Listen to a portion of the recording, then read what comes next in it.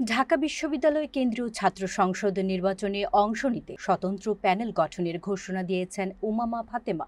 ডাকসু নির্বাচনে দাঁড়ানোর আমার এক্সপেরিয়েন্সটা নেওয়ার ইচ্ছা আছে যে আমি আচ্ছা ঠিক আছে করে দেখি। তিনি বিশ্ববিদ্যালয়ের প্রাণ রসায়ন ও অনুপ্রাণ বিজ্ঞান বিভাগের 18-19 সেশনের শিক্ষার্থী এবং কবি সুফিয়া কামাল হলের আবাসিক শিক্ষার্থী।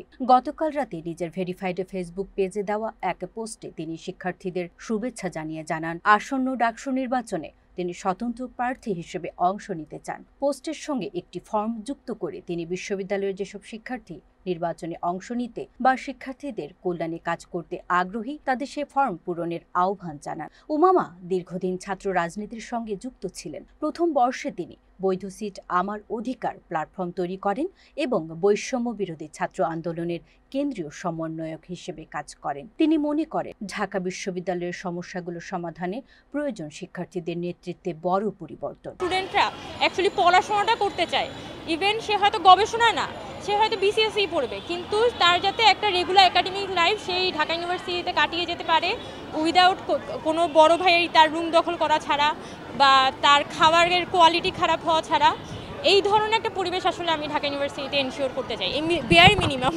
যেটা হচ্ছে একটা একাডেমিক ক্যাম্পাস। উমামা এমন একটি ছাত্র সংসদ চান যা নিরপেক্ষ, শিক্ষার্থীদের অধিকার রক্ষায় সোচ্চার এবং গবেষণামুখী শিক্ষা প্রতিষ্ঠায় প্রতিশ্রুতিবদ্ধ।